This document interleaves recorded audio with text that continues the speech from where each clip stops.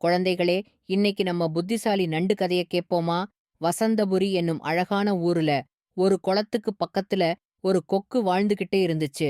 அது அந்த குளத்துல இருக்கிற மீன்கள சாப்பிட்டு வாழ்ந்து வந்துச்சு. சில காலங்களுக்கு அப்புறமா அந்த கொக்குக்கு ரொம்ப வயசாகிடுச்சு.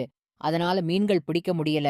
பசியில வாடின அந்த கொக்கு, நாம ஏதாவது யோசனை செஞ்சு சாப்பாட்டுக்கு ஏற்பாடு பண்ணணும். இல்லன்னா நம்ம பசியில சாக வேண்டிதான்னு நினைச்சுச்சு. ஒரு நாள் அதுக்கு ஒரு நல்ல யோசனை கிடைச்சுச்சு.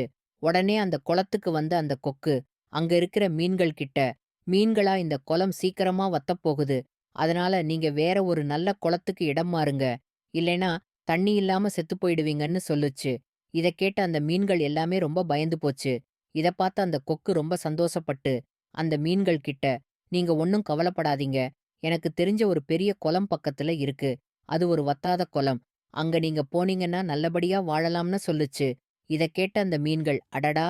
எங்களால அந்த குளத்துக்கு எப்படி போக முடியும்னு" சோகமா கேட்டுச்சுங்க.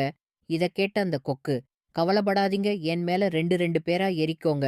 நான் உங்கள அந்த புது குளத்துக்கு அழைச்சிட்டு போறேன்னு" சொல்லுச்சு. இத கேட்ட அந்த மீன்கள், அந்த கொக்கு சொன்னத நம்பி புது குளத்துக்கு புறப்பட தயாராச்சுங்க. 2 மீன்கள் அந்த கொக்கோட முதுகுல ஏறிச்சுங்க. உடனே மெதுவா பறந்த அந்த கொக்கு, கொஞ்ச தூரம் போன உடனே ஒரு பாறை மேல உட்காந்துச்சு.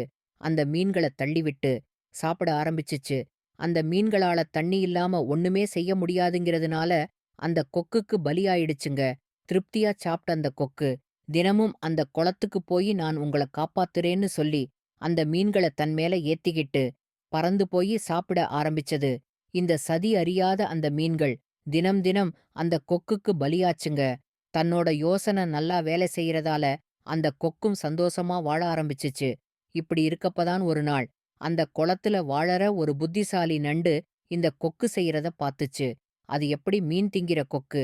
மீனுக்கு உதவுதுன்னு அதுக்கு சந்தேகம் வந்துச்சு. உடனே அந்த கொக்கு கிட்ட போன அந்த நண்டு, "எனக்கும் அந்த புது குளத்துக்கு போகணும்னு ஆசையா இருக்கு. என்னையும் அந்த குளத்துக்கு கூட்டிட்டு போங்கன்னு" சொல்லுச்சு அந்த நண்டு. இத கேட்ட அந்த கொக்கு, ஆகா, இன்னைக்கு நண்டு கறி சாப்பிடலாம்னு தனக்குள்ள சொல்லிக்கிட்டு, "வா, என்னோட முதுகுல ஏறிக்கோன்னு" சொல்லுச்சு. உடனே அந்த கொக்கு மெதுவா பறக்க ஆரம்பிச்சுச்சு. அந்த பாறைகிட்ட வந்த உடனே இறங்க பாத்துச்சு அந்த கொக்கு. அப்பதான் மீன் முள்ள அந்த பாறை மேல சிதறி கிடக்கிறத பாத்துச்சு. அந்த நண்டு, "ஓ, இதுதான் உன் வேலையான்னு" சொல்லி அந்த கொக்கோட கழுத்த நல்லா இறுக்கமா கடிச்சது. நண்டு கடிய தாங்க முடியாத அந்த கொக்கு, தான் செஞ்ச தீமைக்கு எல்லாம் இதுதான் தண்டனைன்னு நினைச்சு வருத்தப்பட்டு செத்துப்போச்சு. குழந்தைகளா, இந்த கதையிலிருந்து என்ன தெரிஞ்சுக்கிட்டோம்னா, நல்லவங்க யாரு, கெட்டவங்க யாருன்னு தெரிஞ்சுகிட்டு அவங்க பேச்ச கேட்கணும். இல்லனா தீய கொக்கோட பேச்ச கேட்டு செத்துப்போன அந்த மீன்கள் மாதிரி ஆபத்து தான் வரும்.